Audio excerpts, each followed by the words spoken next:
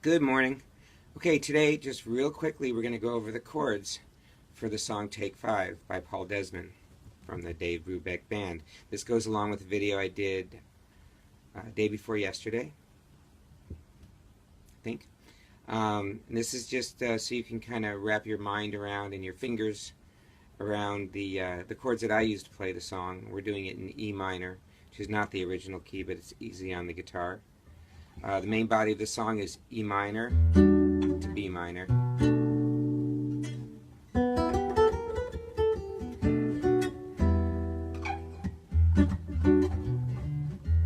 E minor, B minor. And you should play that everywhere so you get used to the positions. Use your caged or however you figure it out. So E minor to B minor, E minor to B minor, E minor to B minor, E minor to B minor, E minor to B minor, this B minor. So work it out, figure it out. The bridge, or the second part of the melody, still diatonic in the key of G. You have C, which is the 4 chord in G, right? This isn't really diatonic. Oh yeah, sorry, it is. It's a A minor, not an A7. So it's a. So the A minor 7th is the 2 chord, right? Okay, so we go. B minor to E minor, A minor to D, G. Repeats.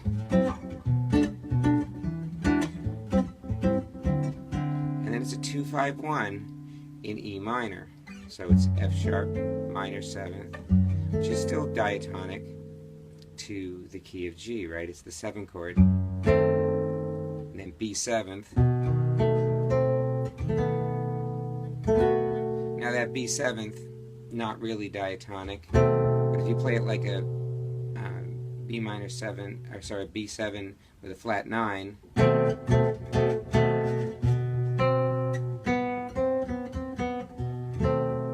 sounds minory. Anyway, you can do it with a sharp 5. It just gets you back into the E minor. So you can look at this song as in the key of E minor. You can look at it as in the key of G major. Either way is useful.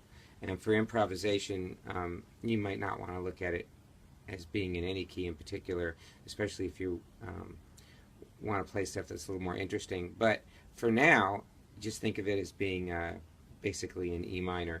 You can pretty much play an E minor blues scale over the whole song if you wanted to, like for a beginner, just to kind of feel some. Remember we talked about last time feeling a little empowered, being able to play solo. This is a good key for that because everything works. So I'm just going to play the chords for the song over again.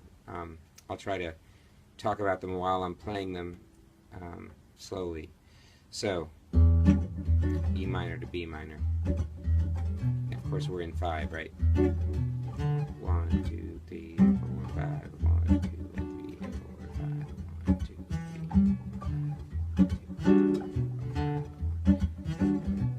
C, A minor, B minor, E 7th, A minor, D 7th, G major 7th, G 7th to turn around. It's kind of fun. This part is the same, except for the 2-5-1 in E minor.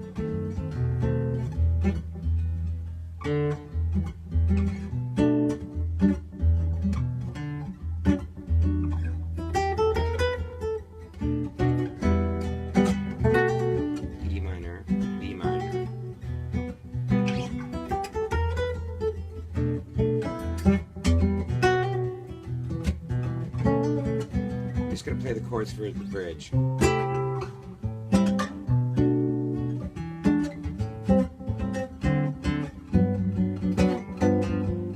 Let's see, playing that dominant 7th just to get me back to the C.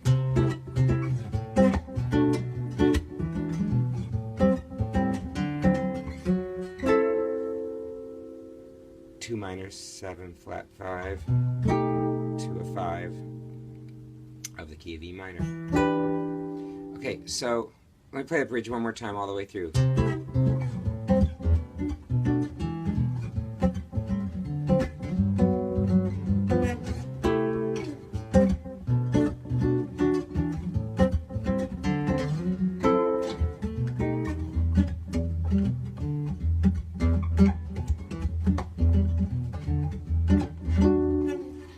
I play the melody and the bridge usually down here in the first position, and I showed you that in the first video. I do it for a lot of reasons. One is I like the meat of the guitar down here. I like to have the strings having more vibrating area. A lot of people like to play it up here. I don't. I mean, to me it sounds thin, but that's just my own pet peeve. You can play it wherever you want, and we'll talk about the melody in another lesson. But let's talk a little bit about the structure of these chords. So you have this E minor to B minor. You could think of this as the 6th chord in G. Now, when I say G, it's coming from a G major scale. There's the root, there's the 7th, there's the 6th, there's the 3rd, right? The 3 chord, right? So 6, 3. Now there will be people that feel more comfortable talking about this in the key of E minor, but not me, not right now. And the bridge, there's your 4 chord. I'm playing it like a 6, but you can play it like a major 7th or a...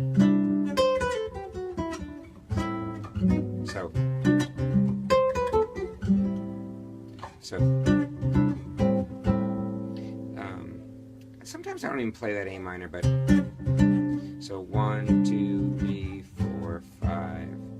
Think of it as the 4 chord to the 2 chord, 3 chord.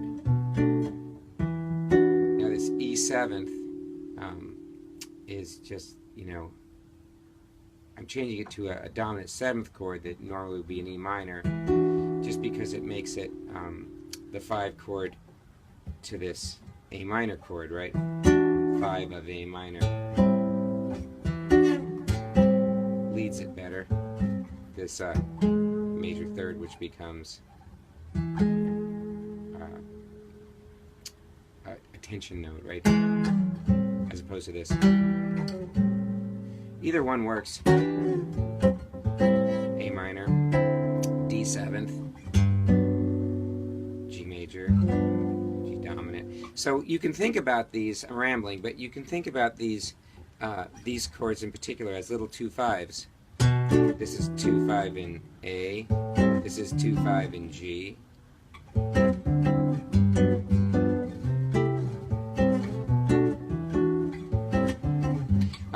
Really common jazz progression. You can think of this as a 3, 6, 2, 5, 1. Happens a lot, right?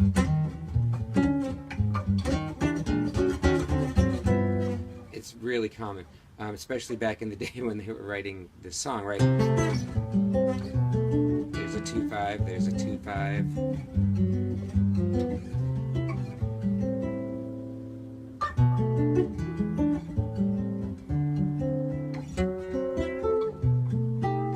I'm sure if you opened up the real book, you'd find different chords for this, even regardless of the key. You'd probably find some different stuff. But this is very basic, and we can think of chords in a lot of ways. When we talk about improvisation, we'll talk about if we want to treat these as separate key centers, like as this being in the key of A. We might want to.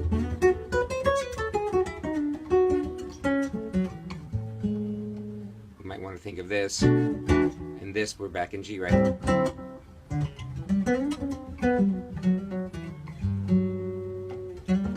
So, and 2/5s are a harmonic.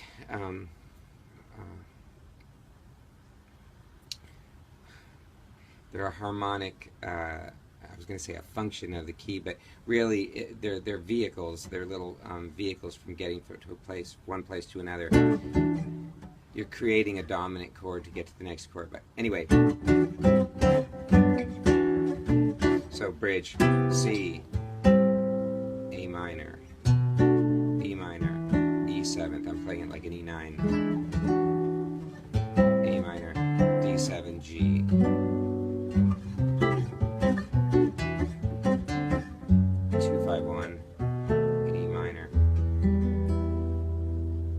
you're a student of jazz or modern music, you might have a bunch of 2-5-1 licks, you know, that you practice and stuff, and we can talk about that too.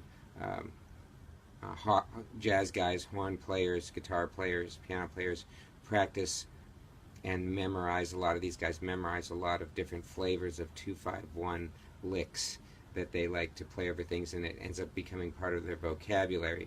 With this song, you don't really need to do that, but you can. What I'm going to try to steer you towards in the next video is ways to expand on the melody and ways to kind of create tension in the song and relieve tension in the song, instead of showing you specific licks and things, which I could do. Let me know if you want that. But what I'm trying to do is empower you to take any song and make it your own somehow, so that you can create your own repertoire of language, create your own lexicon, let's say, of because everybody has things they like and things they lean towards, and if you figure out where they fit in your musical language vocabulary, then you can use them for a lot of things. If you look at B.B. King, or if you look at Joe Pass, or even guys like Pat Metheny, the language that they have is pretty similar from song to song. It's just they use that language to describe those harmonic ideas and melodic ideas that are happening in those songs. Everybody has it. It's not magic. It's just some people are more eloquent and have a bigger vocabulary and are more fluent. So anyway, one more time, the chords.